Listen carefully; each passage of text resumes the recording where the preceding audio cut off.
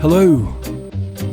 Welcome to the Bureau of Lost Culture, where we unearth forgotten, hidden and often overlooked cultural histories, radical stories, secret lives and countercultural currents that have shaped our world.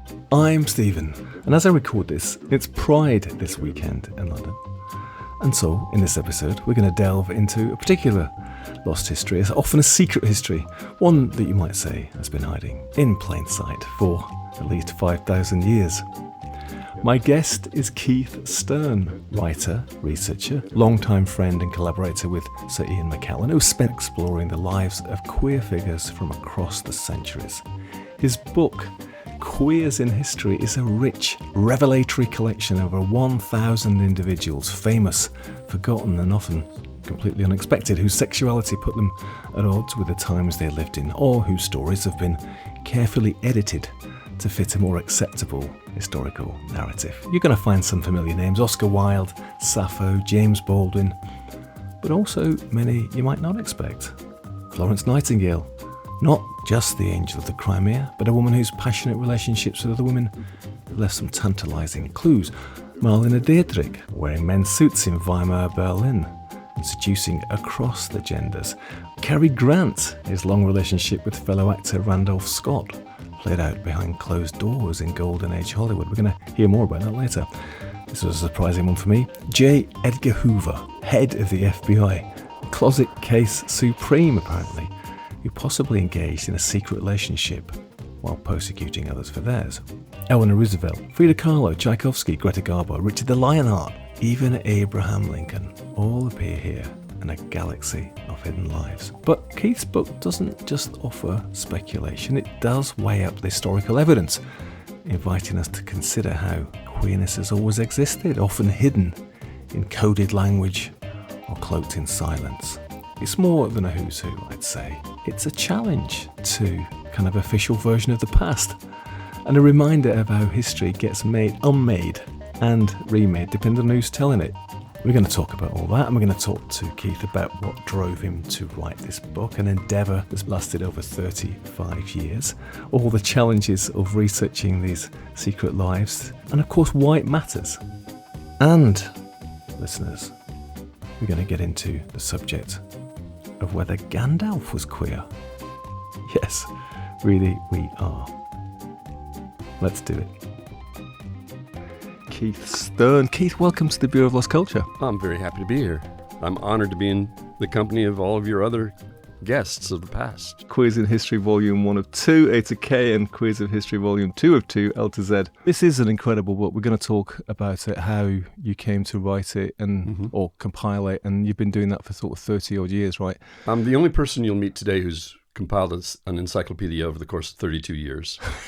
Right, good. But before we dive into this, let's dive into the strange history of Keith Stern, because when I started to find out a bit more about you, the first thing that popped up was CBGBs. Sure. Tell us about how Keith got to CBGBs and what happened. I always thought I'd wind up living in New York, but I never have. I've lived there for short periods of time, but otherwise I've lived in the outskirts of New York and just gone back and forth quite a bit. But I integrated myself somewhat into the fabric of New York City. And in particular, I found a shop called Magical Child, run by a fellow who was a bit notorious for running the only coven of witches in Manhattan. And I was perhaps about 14 or 15 years old, and so they kind of adopted me into their big family. We all dressed in black, of course, as most New Yorkers do, but we were really seriously about black. None of us could get any work anywhere. Nobody would hire these weird people, except for a fellow named Hilly Crystal, who had just opened a bar on the Bowery called CBGB. So we were probably the only people who would work for him, and he was probably the only person who would have us work for him. Just pitched in once in a while to kind of promote the place and hand out postcards and flyers and things like that, or design flyers and pass them out. And it was a very small scene. I mean, a good night for us might be 25 people in the bar. And there was no stage. And this is late 1973, early 1974, I suppose. At about the same time, I'd become exposed to Patti Smith. I had a musical background. I was a musician, but I could see a whole new world of music opening up. Hilly was not really in tune with that in the beginning. He was very ecumenical. He thought he'd have all different kinds of music in his bar. But gradually we took over, and it was all punk all the time. And he was perfectly happy to sell a lot of beer that way. But I do remember the earliest days. For instance, the very first time Ramones played CBGB, we knew they were coming in from Long Island. They pulled up, I think, in a Chevy van or something like that, or even a station wagon. I'm not sure, but it was piled high with all of their equipment. I helped load them in. We cleared away a few tables to make room for them to set their amps up on the floor. There was, like I said, there's no stage at that point. Right, okay, so completely on the same level as the audience. They were. Right. They were in the back. Which is quite punk. Absolutely. You know, we were winging it. They set up, I think they had to do 3 sets that night. And I took a seat toward the rear of the room, and my first thought was, this is the best bar band I have ever heard in my life. They were so good. And they were just exactly the way that very first time as they were 20 years later. I don't think they even got better. They just really were born that way. It's funny because I can't remember the year, but I was in Manhattan when they were dismantling CBGB. So that would be sometime in the noughties. I can't remember. It's quite a while back, wasn't it? But, you know, I'm not from New York, obviously. I spent a lot of time there for a while. But it did feel like a kind of cultural icon was sort of disappearing because certainly from this side of the Atlantic, it just seems so much part of that New York punk scene, but also Artie and all those bands, you know. It was quite poignant in some ways that it was being dismantled. I think somebody dismantled it and shipped it across to LA or something, is that right? I haven't heard that. Whatever, it should have been preserved. It was a cultural icon. I myself got kind of bored with CBGB after about 1980. I think my last real moment at CBGB was when Johnny Rotten came to tell us that the Sex Pistols were not going to play CBGB. They had broken up in San Francisco, and that was the end of the band. And I felt that was really the end of that era for me. Right. I know it carries on in different forms. Yeah. But that was it for me. There was a club here called the Roxy, which in some ways kind of performed the same sort of role, you know, somewhat the birthplace of punk. But of course, you know, guests here have talked about there wasn't really a thing called punk. There was just all these bands, a lot of them sounding quite different than each other, you know. But the sort of journalists kind of turned it into this thing called punk. Well, really. Exactly. I mean, I remember the first time I heard the word applied to the music that we were doing at CBGB. The local TV station had sent down a film crew to document the scene that was happening. We had Andy Warhol and a few other celebrities drop in. And so they became aware of what was going on downtown on the Bowery, where nothing was supposed to be happening. We're going to broadcast the show at 6 o'clock. So we all gathered around this little tiny TV in the box office at CBGB to watch the really first big news coverage of the club. And the reporter said, and downtown there's a scene of punk music. And we looked at each other and said, punk, that's what it is. So it was actually, I don't know exactly where they got the term from, but it stuck. But I think you had concerts at REM, didn't you? Apart from the Ramones, the Go-Go's, Bow Wow Wow. Oh yeah, you know, a time there. So I became very close to REM because in their early days, I was operating a club of my own in Charlotte, North Carolina, called the Milestone Club, which is still in existence and still pumping out a lot of good times. We gradually created a scene there, very much like CBGB. I thought time came for us to find a band from outside of our local area. So I called a friend in Atlanta who had heard REM play. They had never been out of the state of Georgia, had only played their hometown of Athens, Georgia, and a couple gigs in Atlanta. On her recommendation, I hired them, and they came up to play the Milestone, their very first booking out of state. They had no place to stay, so they stayed at my house, of course. And they continued to stay at my house over the next 2 or 3 years as they toured the Southeast whenever they stopped in Charlotte. I was just a couple blocks from the recording studio, Reflection Sound, where they did their first 2 or 3 albums.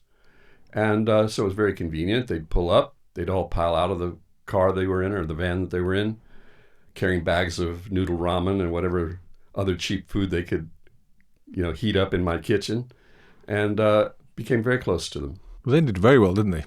Yeah. So there was that, but then also Warner Brothers. Tell us about that. I got in enough trouble in Charlotte creating too much fun. I had to go.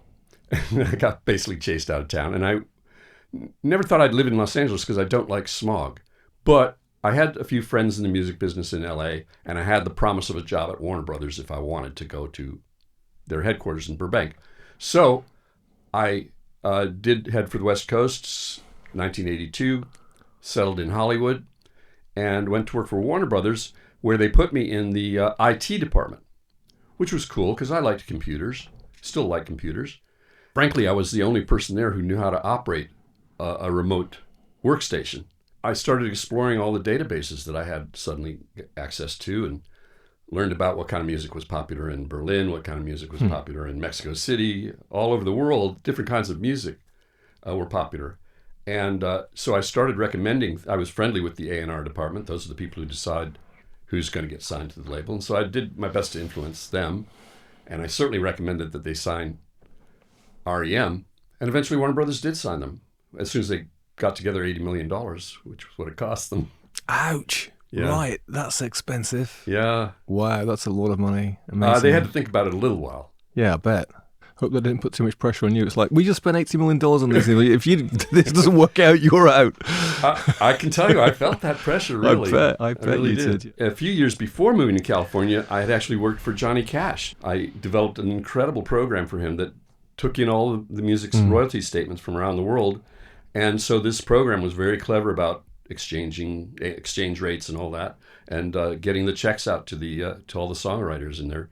Bless you. It's always been a weird combination of entertainment business and computer business for me, but who would have realized that the two would merge the way that they have? Right, really. well, let's come on to that, because there's this thing called the CD-ROM. Now, younger listeners are going to be like, what? What's that? You probably heard of a CD at least, but CD-ROM was... Well, it looked like a CD, but it was basically data, wasn't it? You could put it in your computer and it would spring up and you could sort of interact with it in some way. That was it, wasn't it? A CD-ROM. Yeah, it was like a self-contained app, complete with the database and everything. Yeah. No archaic piece of lost culture, let's call it that.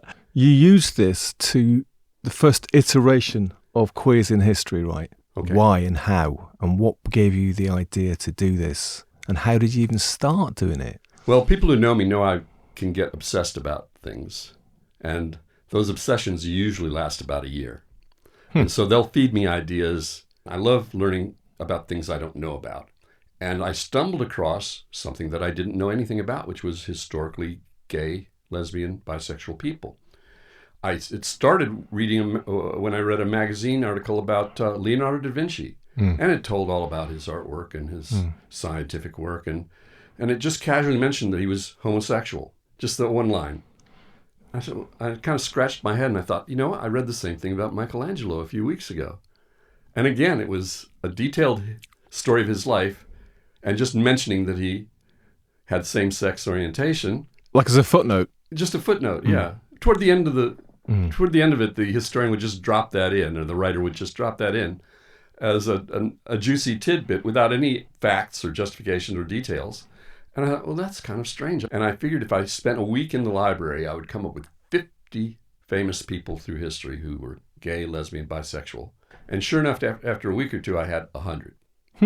How did he do that at that time? Every library had an index. It would be the size of a room, shelves and shelves of index cards. And you could go to the H's and you'd find a section of homosexuals, or homosexuality. And you would just, you could start there in the H's if you wanted to. But I also had a kind of an inkling about who might qualify and who wouldn't. Right, so you might have an instinct, maybe a feeling in your waters, should we say, this person's worth checking out. Yeah, and one person led to another, as they do. So that was the trail of breadcrumbs that I followed. But like I say, after just a couple weeks, I had 100 of them, and being a computer geek, I put them into a database, and I put it on a diskette. Those are even older than CD-ROMs, 3.5 inches square. It contained about 1/1000th of the capacity of a CD-ROM, but it was enough to hold 100 names and birth dates, death date, a little bit of information about them. And I developed a little app to run the database. I took it down to the local bookstore on Santa Monica Boulevard in West Hollywood, and the manager there, Mark Simon, took a look at my diskette on his little computer in the back room. He said, oh, this is kind of cool. Why don't you make up a dozen of them for me, and I'll put them on the shelf, and we'll see what happens. So I ran off to the office supply store and bought lots of pink paper and labels and envelopes and diskettes, and ran off a dozen of them, put them in a box, and brought them to him. I went back 2 or 3 days later to see if he had sold any, and I couldn't find it anywhere. It was gone. And I assumed he had given up on them and thrown them in the trash or something, or was holding them for me to pick up. But indeed, he had sold them all. Where's the next lot? That's right. And I eventually sold 600 copies just in that one store. And gradually expanded it to about 400 people. And at that point, I had to put it on CD-ROM. And the CD-ROM was a really attractive package. I had special artwork designed for the packaging, and it was sophisticated for its time. The kind of thing that normally would be sold in an electronics store. That's where you'd find, quote, software. And you wouldn't find anything like it in a bookstore. But I packaged my CD-ROM to look like a book, and I sold 600 stores around the world, including London, as the very first new media title that they put on their shelves, and they sold a lot of them. Do you know who the audience was? Who was buying them? I heard from all different kinds of people. I heard from young people. I heard from older people. I got lots of letters, just people who were grateful to have the information out there. Yeah. So it was a wide audience. Yeah. I'd say mostly queer people. I don't think there were a lot of strictly heterosexual people who were particularly interested in the subject. And for that matter, I'm not sure there are that many today. Although I think of it more as just a book of general interest history that focuses on an area that's been left out of most history. I'd say so. But it transferred to printed form, book form. Along the way, you're gathering more and more names. Yeah. Well, that was funny because we went from being on a CD-ROM, the newest technology, to being in a trade paperback book, which is the oldest technology, perhaps, or other than papyrus. I had, I think, 3 agents probably, and they sent it around to a bunch of publishers and didn't have a great deal of interest, but one of them took a copy of the book home, the manuscript, and left it on his table, and his wife picked it up. And she read a bit of it and she said, "You've got to publish this book." So he did, and it went through 3 printings, and it was a pretty good success for him. And now it's 16 years between the paperback in one volume, which had about 800 people in it, and today's completely revised, completely updated, and completely expanded 2025 edition of Queers in History in 2 volumes, audiobook, ebook, paperback, and hardcover. It's got over 1,000 people in it. It's extremely informative, surprising, I'd say, as well, sometimes entertaining, tragic. It's got a bit of everything for everybody. I mean, and it is a monumental thing. And it is the first comprehensive biographical compendium of important historical and contemporary figures, from those communities, right? And I think it was gay, lesbian, and bisexual mainly, wasn't it? And I think in recent years you've put more transgender people in it. But I mean, 5,000 years of history. Yeah. Said over 1,000 stories, artists, leaders, revolutionaries, thinkers, politicians, right across the culture, right? And it also sort of explores in some ways how their private life, and maybe mainly had to be secret life, affected their work. That was one of the things that surprised me as I wrote it, was that I continued to bump into the fact that if these people hadn't been queer, they wouldn't have done what they did. They were greatly impacted by their sexuality, as probably everybody is, one way or another. And I mean, isn't that the reason we do stuff? I interviewed John Savage, the punk chronicler, music journalist. John wrote this book, The Queer Life of Pop, about histories of queer people in the entertainment industry. And of course, you realise the massive contribution that they made to music and entertainment. But it was quite a particular contribution. It wasn't just that they happened to be queer and were successful musicians. It was like something from their life, their private, secret, often life, fed into what they did, and in so doing transformed the culture. Exactly. I mean, in the music business in particular, I hope he pointed out that most of the rock and roll managers of that era were gay. He did. And they just loved signing these sexy groups of men to go and perform for them around the world, and made a great success from the Beatles on down. Brian Epstein being gay, of course, and in love with John Lennon, no doubt. I mean, that had everything to do with the success of the Beatles. Without a gay man behind them, they wouldn't have been who they were. They didn't have to even be gay themselves. That was a theme that developed, and it's the exact opposite of what a traditional historian will tell you. A traditional historian who's been properly educated in the university will come and tell you that it didn't matter if they were gay or not. Right, so it would be the way that you described it at first. You got Michelangelo, you got Leonardo da Vinci. They're these great artists, you give them their history, and then at the bottom there's a footnote saying, oh, by the way, they were gay. You're suggesting that having published these biographies of over 1,000 people, that something about their queerness actually made them who they were, and in terms of if they were creatives in some way, what they produced. I think that this book proves that point, and it's something that all historians should note, whatever their topic. It's a very important element of the individual lives, and it's always left out of the history books. I mean, we don't know why all these generals and kings, and we don't know what motivated them. But in the end, there had to be a bit of sex in it, don't you think? I'm guessing so. Yes. For listeners, give us one of these 1,000 people that you'd like to pick out of the hat and tell us a little bit about. We've been talking about Leonardo. Very importantly, he left some of his more important paintings to his young, wicked boyfriend named Salai. And Salai inherited the Mona Lisa. If he hadn't left that painting to his boyfriend, it might have easily have been lost. So the act of transferring that artwork to his lover preserved it in a way that it might not have been preserved otherwise. For an example story, let's just go back to the beginning. 2450 BC is as far back as I went. That was ancient Egypt, where in 1964, archaeologists discovered a lavishly illustrated, decorated tomb. And inside, where they expected to find a man and a woman, they found two men, depicted as kissing and embracing and going through their daily lives together. They were the manicurists to the pharaoh. They kept the pharaoh styled, and probably the family too. So they were important, wealthy, aristocratic couple named Niank-Num and Num-Hotep. Notice that in the middle between them is that word Num, Niank-Num and Num-Hotep. That conjunction of those two names is a little bit like saying Mr. and Mr. Num. The Nums, right. They were the Nums. And they had a very spectacular tomb.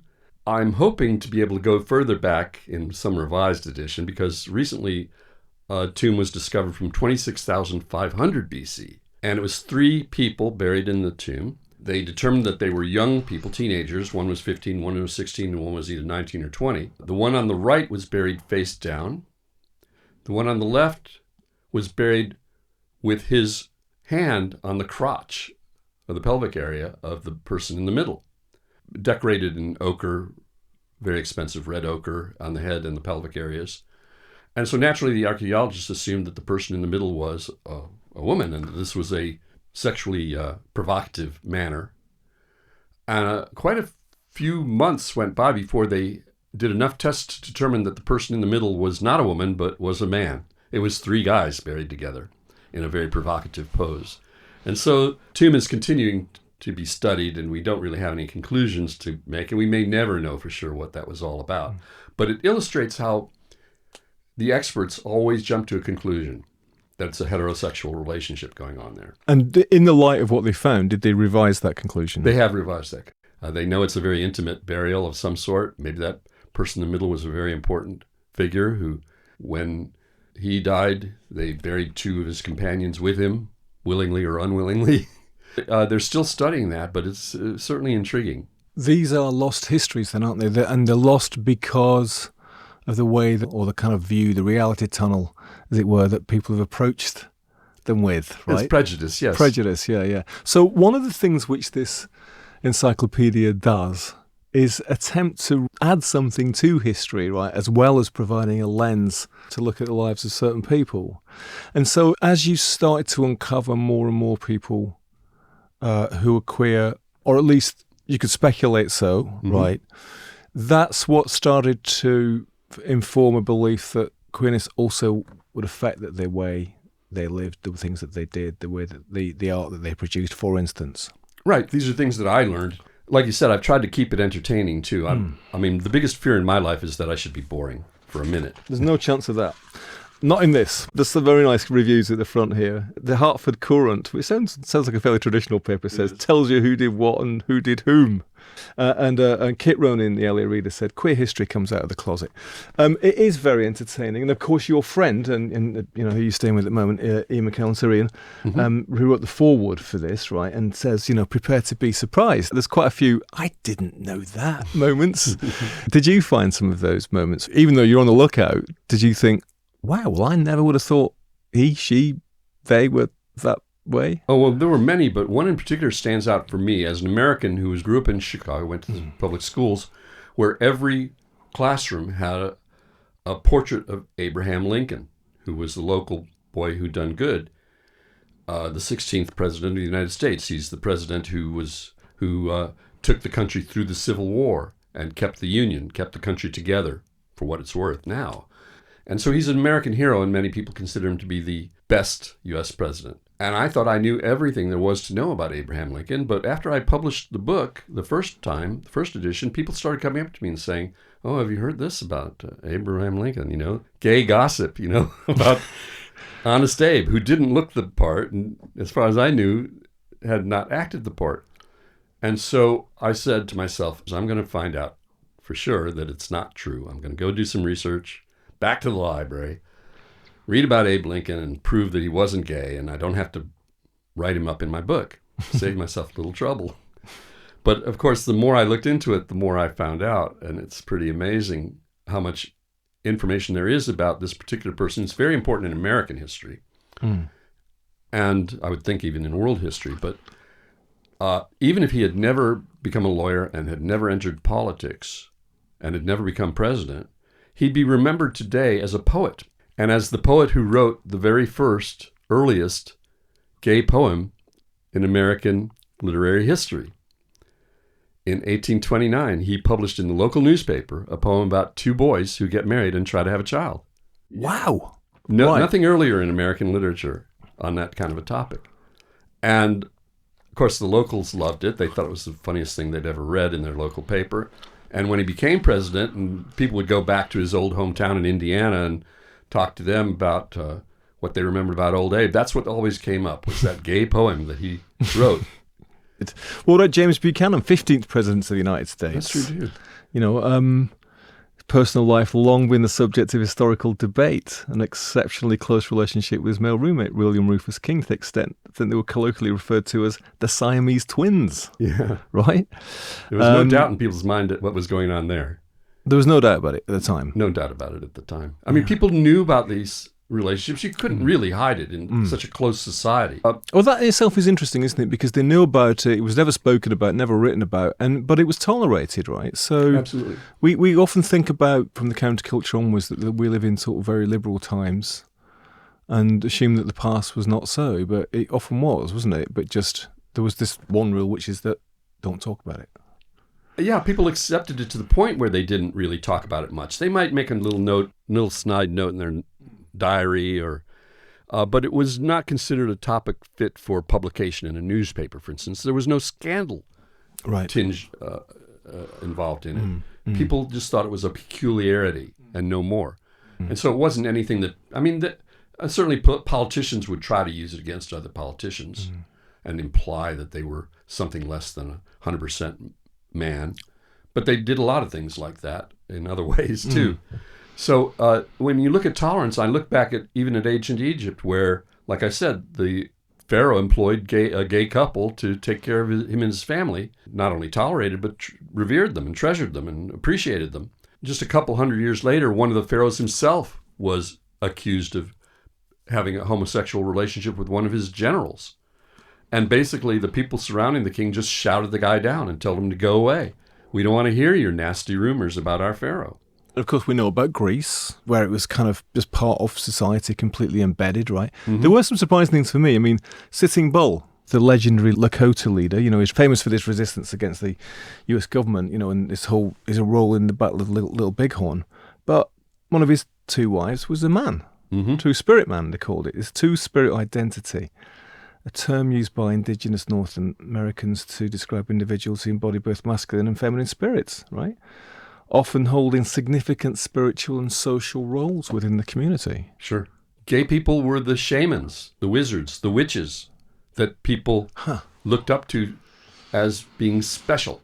And so these people who didn't necessarily have the normal responsibilities of raising a family could spend time exploring the spiritual nature of the universe, and they were regarded as guiding lights for the community. And virtually every Native American tribe had what they called a berdache, who was a spiritual leader who was queer. And it didn't take, within days of discovering America, the Spanish discovered that there were homosexuals all over the place in the New World. And this upset them quite a bit, and they did everything they could to destroy as much of it as they could, as quickly as they could. And that is the story of colonialism around the world, where there were many, many indigenous cultures in Asia, Africa, and it was used as a tool to divide people and to separate people and to suppress people. If you made something illegal, whether it was drugs or sex or whatever, if you could impose your artificial laws and rules against it, you had a tool to use to pressure people to do what you wanted them to do. And these laws were never evenly applied, of course. They were applied only against the people that you wanted to get out of the way. That's the role that queer people played in colonial times. They were perceived as being perhaps a little weak and perhaps a little disorganized. They had never felt any need to get organized to resist persecution. And so they were easy targets, and that's bullies prey on easy targets. And we need to remember that as we have to stand up to bullies every day now. Yes, and of course, in these histories, there's some surprising things, but there's also some tragic stories. And, one of the most tragic for this country, I think, is Alan Turing. Everybody's familiar with Alan Turing now because of the role that he played, and probably quite close to your heart as a computer scientist, right, as well, and his genius with artificial intelligence and decoding broke those Nazi codes in World War II, credited with shortening the war, so saving... Honoured for shortening the war, saved countless lives. Despite all that, prosecuted by the very nation that he'd saved for gross indecency for being gay. By petty people. Subjected to chemical castration.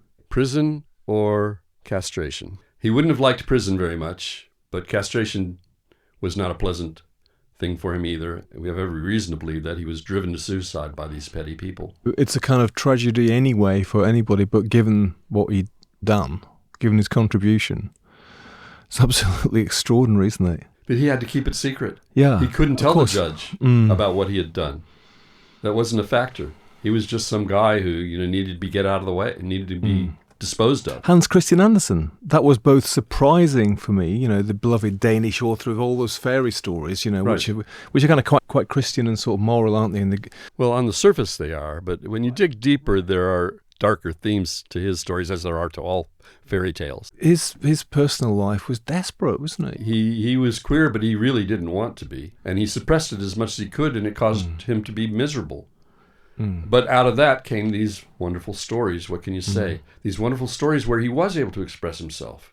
His personal life was not his outlet, but his stories were. So you think there's something there whereby the inability to express it or to be it somehow gets sublimated into the work? The work takes on a life of its own that the person cannot experience in their own real life. It's very sad that he felt that at that time in that place, he couldn't be who he was. He turned it to advantage by creating these incredible fantasies.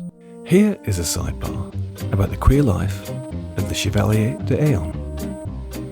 Born in Burgundy in 1728 with the splendidly long name Charles Geneviève Louis Auguste André Timothée d'Eon de Beaumont, the Chevalier d'Eon was, depending on who you asked, a diplomat, a soldier, a cross-dressing curiosity, a French patriot, a British pawn, a woman, a man, or something altogether more enigmatic.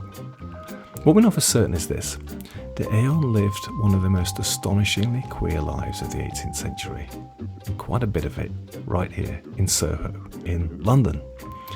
He first arrived in 1763, having already served as a secret agent in Russia for Louis XV. There are tales he'd infiltrated the Russian court disguised as a woman, charming the Empress while feeding intelligence back to Versailles.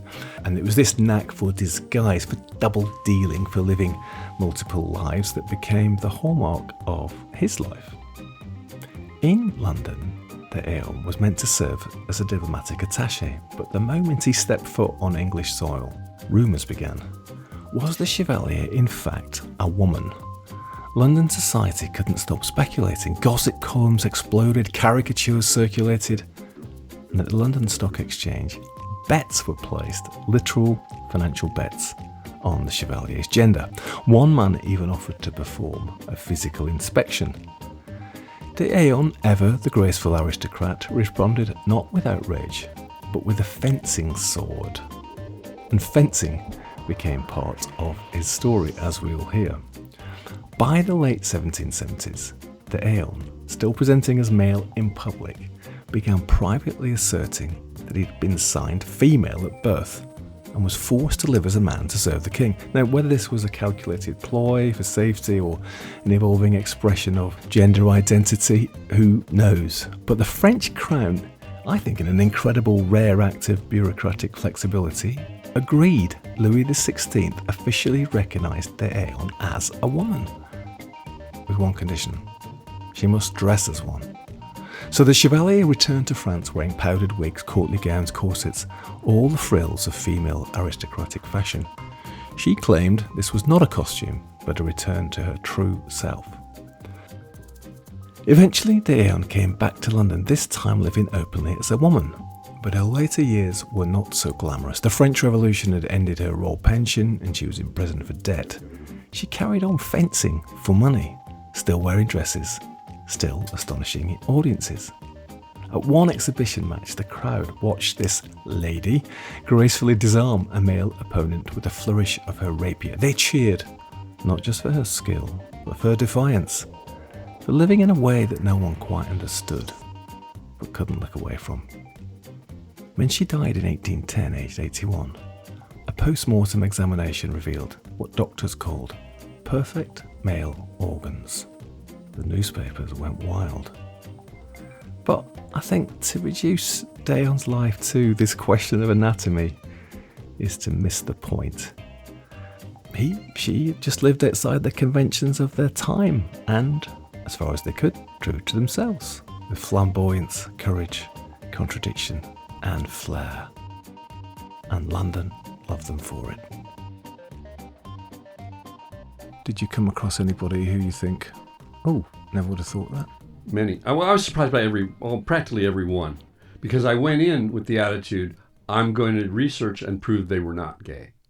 Until it was proved otherwise to me, I wouldn't include them.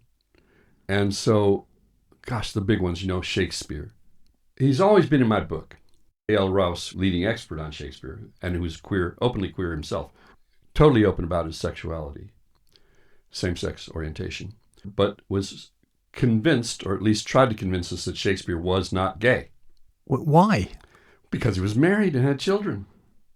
That's the only reason. But you could say that about Oscar Wilde. Why did he feel it necessary to convince, though?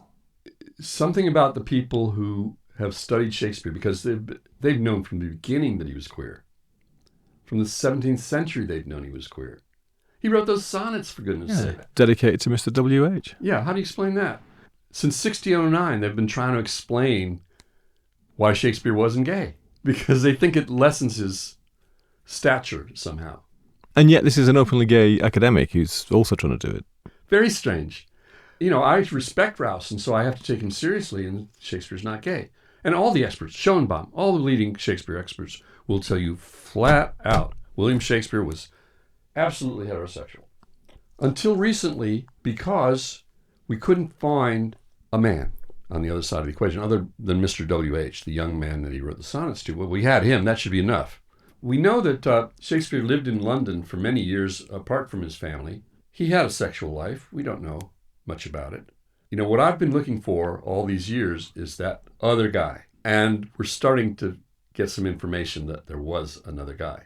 I'm the only one who's published this so far, and I've been in touch with some of the other Shakespeare scholars, and they appreciate my research, and they are going to include my research in their future work, but they're still a little bit jittery about it. There's a fellow named John Robinson who turns up over and over again in Shakespeare's life. They turn up to be neighbors when they were in their early 20s, living in the same neighborhood, maybe living together, maybe living next door to each other. Then they both turn up on the South Bank, living in near proximity to each other, if not with each other. When Shakespeare's dying, the only person who visited him from London that we know of on his deathbed was John Robinson, who witnessed his will. 3 years before he died, Shakespeare bought a house in London. And you can read every expert on Shakespeare. Not one of them is going to say anything, but we have no idea why he bought this house. It's a total mystery. You think he bought it for him? Yeah. And he made sure in his will that it was mentioned that John Robinson lives in this house in London. What about Willem Arendeus, the Dutch artist? Tell us about him. He was the gay hero who was caught and executed. And in front of the firing squad, he said, "Let it be known that homosexuals are not cowards," as the guns are pointing at him. His story is particularly moving because, I mean, he not only tried to blow up the Dutch records office so that the records of who's Jewish and who's not Jewish were completely eradicated, but then when caught, declares this as his last words, right? "I'm gay and fuck you." It's kind of, isn't it, really? Exactly. It seems to me that these books, as well as providing the kind of historical encyclopedia reference, they also act as a means of empowerment. Particularly I'm thinking for younger people who are queer or wonder if they are, wonder what that means. You got these examples from history, from across the culture, all sorts of people. Was that part of the intention for you? I think it's important for young people to have role models, and very important for young people to know that they're not alone. Right. This is a very common feeling among queer people when they reach a certain age and they realize there's something different about them, and they get kind of hints that maybe there's something wrong with them. They look around and they see nothing. They have nothing to look for to reassure themselves that they're okay. But any one of them can look in this book and find 1,001 reasons why they're okay. Of course, I mean, I can't say that everybody in my book is okay. There are a lot of villains in my book. I mean, Ernst Röhm, who was Hitler's closest friend and ally and who created the SS to protect Hitler, was an openly gay man. And Hitler knew he was gay, and everybody knew he was gay. And it was a great arrangement for them because Röhm had protection from Hitler. Nobody could touch him for being gay. He could do whatever he wanted. And Hitler always felt he had that card up his sleeve if he really needed to put some pressure on Röhm. And eventually he did have Röhm executed in 1938. Yeah, I don't think you make the case that because you're queer, you're good, necessarily. No. There's plenty of, as you say, villains and well, I guess despots. if somebody wants to grow up to be an SS leader, I guess I can find some inspiration in that story. Hopefully they are lessons of what not to be. And I include even some contemporary people in that category. What about you? How was it for you to come out? You didn't have this book.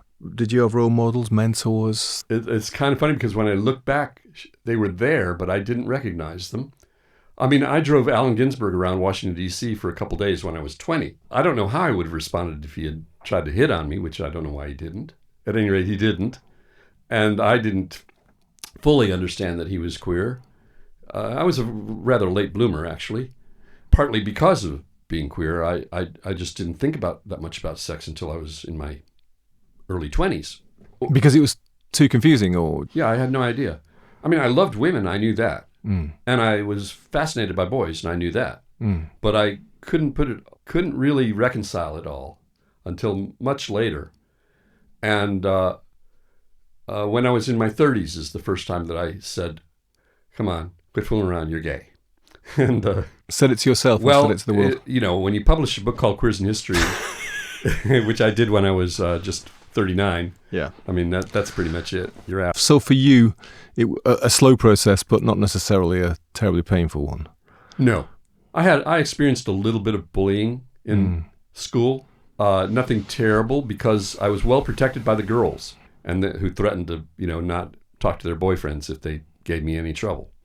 So I was always a bit blessed in that way that I had friends who protected me from the worst of bullying and things like that. So I know a lot of people who got worse than I did. Yeah, well, I interviewed Tom Robinson about coming out in the counterculture, as it were, and Tom, who later went on to, write UK's gay anthem, Glad to be Gay, and with his band became very successful in that post-punk world, right? And he's these days is a very well-respected broadcaster, but he went through hell.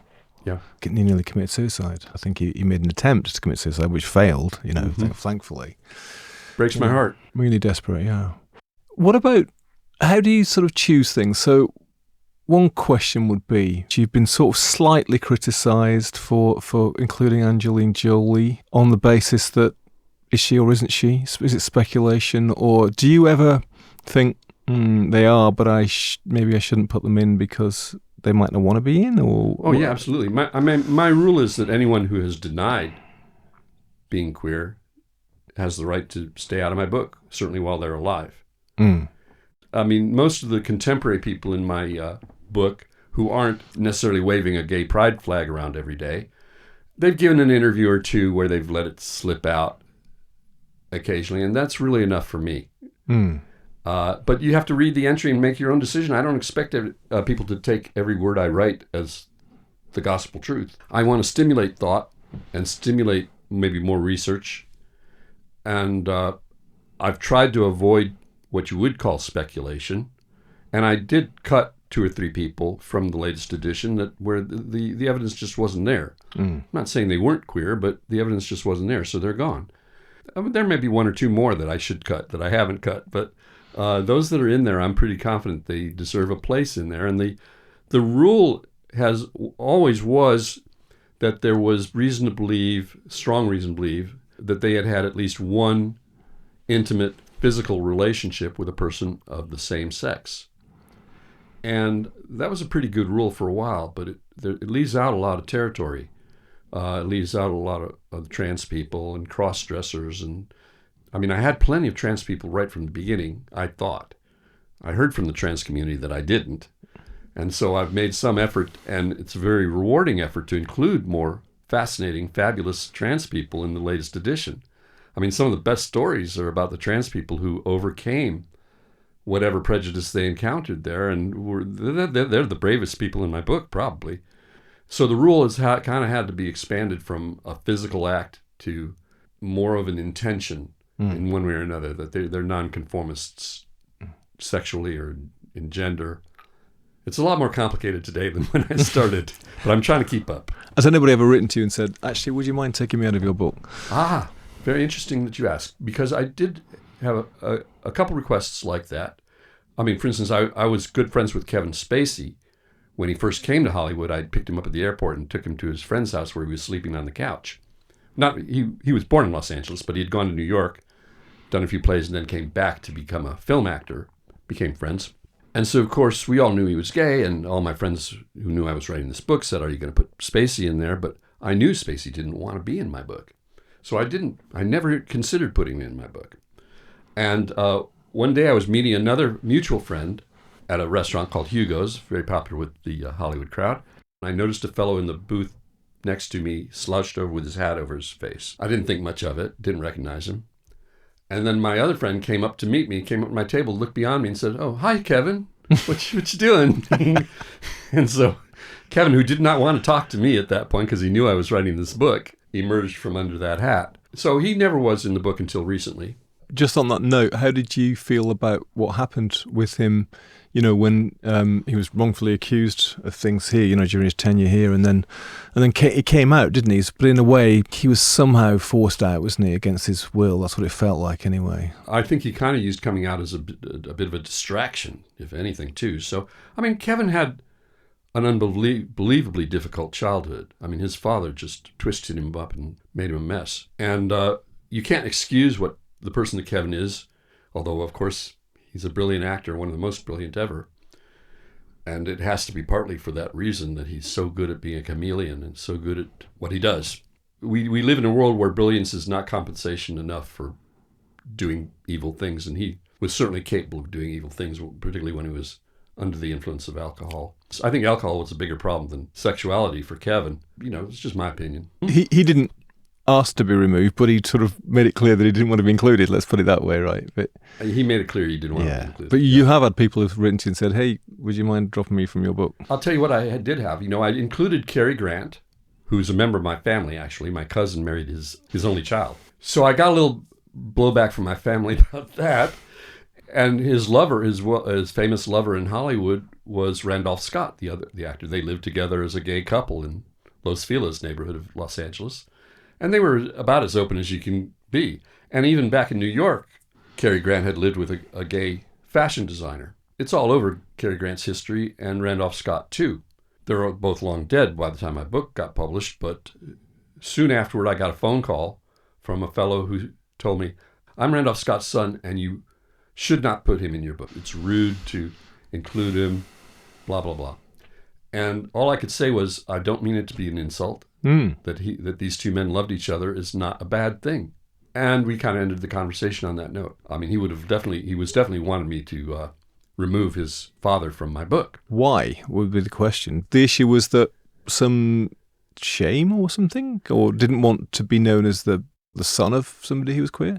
It's possible that he didn't know. So he was correcting facts then, or as he saw it? The basis of his call was to correct the fact. But he called me back a week later, and I guess he'd done a little looking around himself and maybe consulting with some other members of his family. And he said, "You're right, Keith. There's nothing wrong with two men who love each other, and you can keep in the book." Happy ending. Yeah. You mentioned over the recent editions you've included more trans people, and there's some fascinating stories. Deborah Sampson, this figure from the American Revolution, served as an heroic soldier in the Continental Army by disguising herself as a man. And after her military service, the story gets even weirder. She marries another woman, right? Yeah. But she loved women. Right. When her true identity, including her gender and her relationship, is discovered, she's denied her veteran's pension. And that's not the only time that happens, right? It's happening today, I think. I just went to a meeting of gay veterans here in London.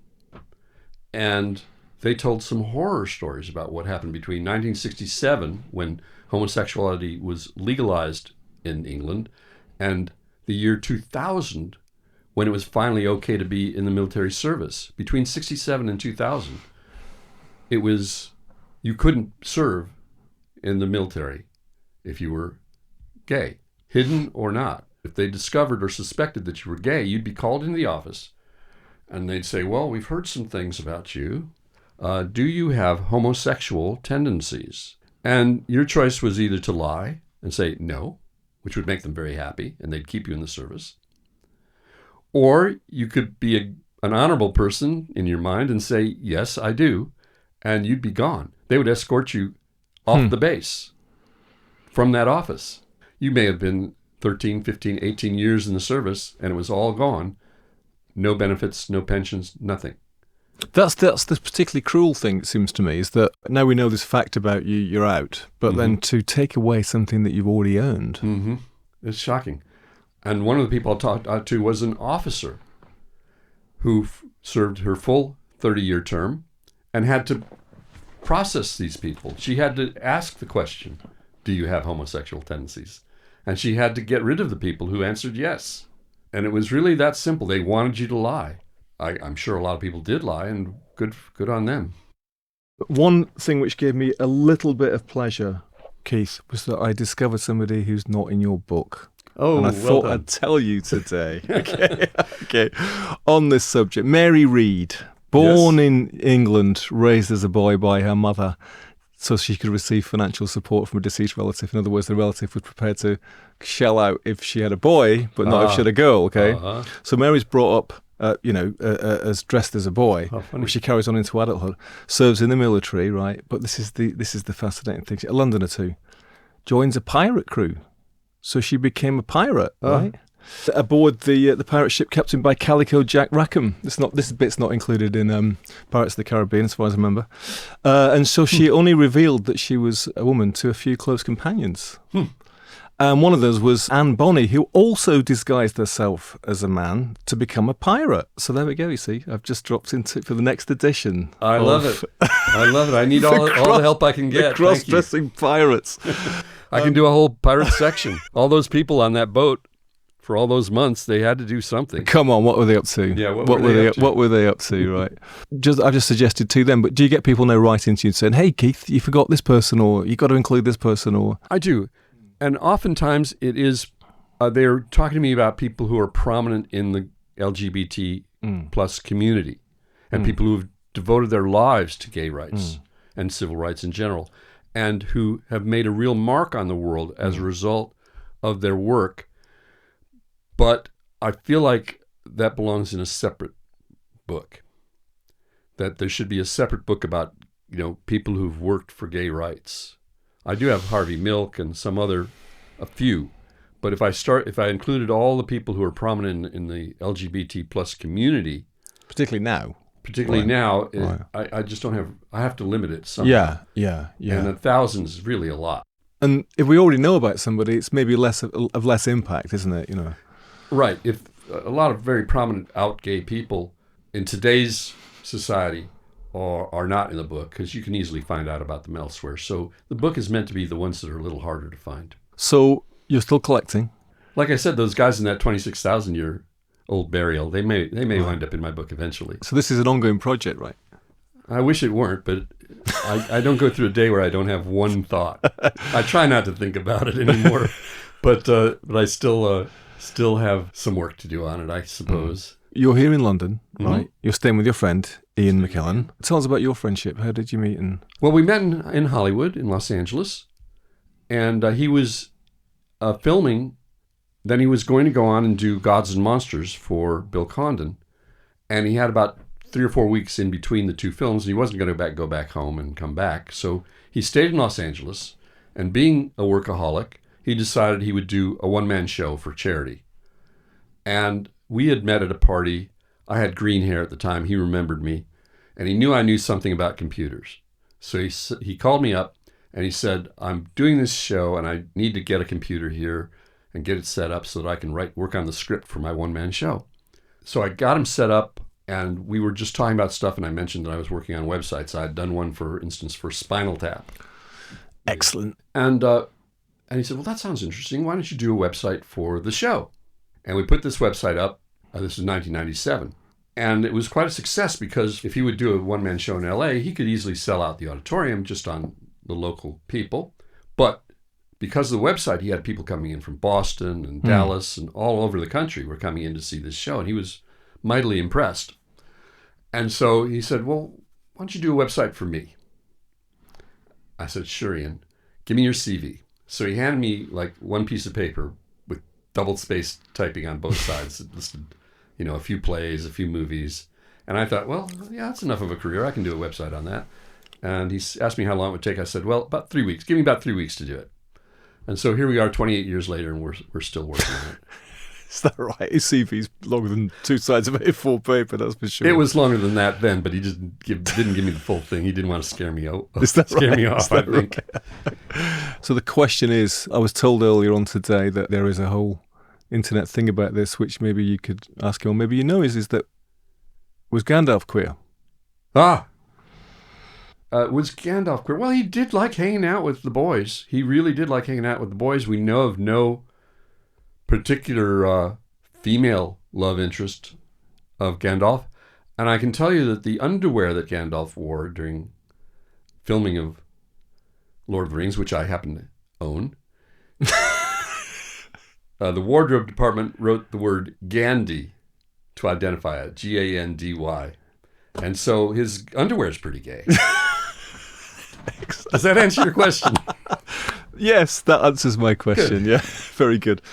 Well, Keith Stern, I want to thank you for your dedication to this subject over 35 years plus in producing these now 2 volumes. I'm sure it's going to extend to 3, and it's probably going to end up like the Encyclopedia Britannica and a whole shelf. Just put it on the coffee table and see how long it lasts. It's out in my place all the time. First thing people go for. I put one of my own books next to it, hoping that people might pick them up. Sorry. To go straight past it. It's a fantastic, very moving, very funny, entertaining read, and a valuable contribution to the culture, so that some of these stories which were lost culture are now part of the mainstream. And I want to thank you, Keith, for coming to the Bureau of Lost Culture. Well, thank you for being so encouraging to me. I appreciate that very much.